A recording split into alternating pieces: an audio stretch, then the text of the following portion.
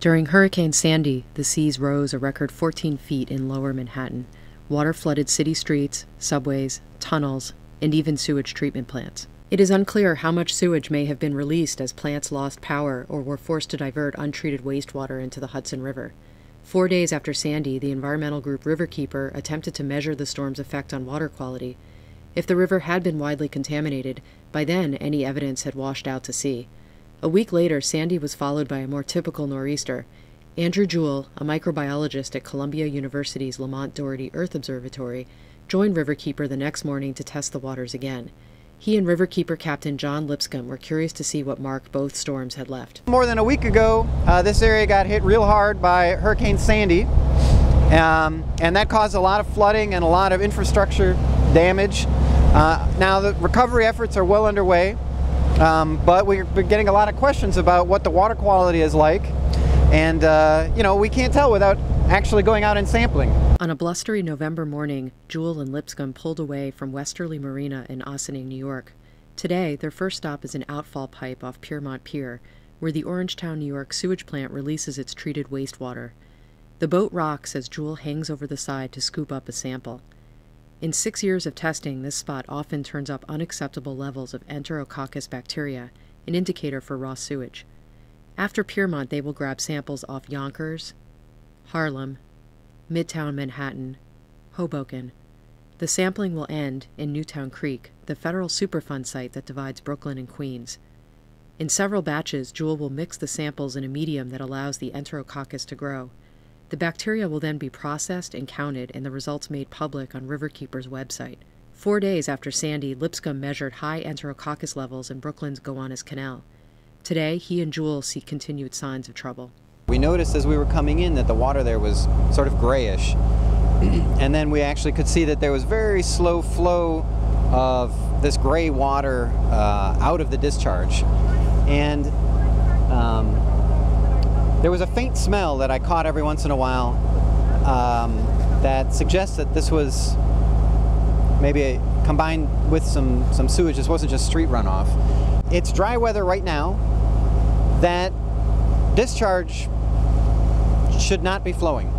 From Gowanus, they head to Newtown Creek. If you think that place was industrial, wait till you see Newtown Creek.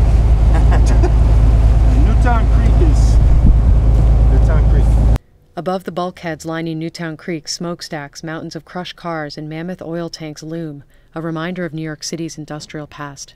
As Juhl jots down the creek's pH and other parameters, he double-checks his instrument. Dissolved oxygen levels are 30%, an abnormally low level even for water as polluted as this. But the instrument is working. The low oxygen levels could be a product of colder temperatures inhibiting algae growth, or it could be something more sinister, something to investigate next time, says Juhl. The sun is now setting, turning the Manhattan skyline gold. Lipscomb drops Juhl at a dock in Greenpoint. He waves goodbye while pointing his boat toward a bulkhead where he will tie up for the night. A day later, Juhl reviews their results from his office at Lamont-Doherty in Palisades, New York. Probably about 3/4 of our samples were unacceptable. And, you know, we've seen this before. This is what happens when it rains around New York City and in other parts of the Hudson Valley. When it rains, that triggers CSOs, sewage gets released, and you see widespread contamination. And that's something that happens here all the time. If there was any impact of the hurricane, that went away. But because we got another storm behind it, we got another contamination event. If you look in detail at the numbers, there is a second story there. If you drill down a little further and you look very specifically, for example, at Gowanus Canal, for example, at the Piermont Pier sewage treatment plant outfall, for example, at the Yonkers sewage treatment plant outfall, the numbers there are very high. They're, you know, at Gowanus Canal, once again, we had more than 24,200 Enterococcus cells per 100 milliliters. That's really, really high. I mean, we don't know how high it was. We just know that it's greater than that because that completely maxes out our ability to measure. And same thing at Piermont Sewage Treatment Plant. Those kinds of counts, those kinds of really high counts, are what we expect when we have some sort of an infrastructure problem. This is where it's really nice to have a partnership with an organization like Riverkeeper And so they'll be able to follow up. They'll be able to follow up with the city and with the state agencies that are responsible for managing the system. And hopefully we'll see some action to fix the problems. It's very possible that the infrastructure problems that we've discovered are not known to the people who are, running the sewage treatment plants.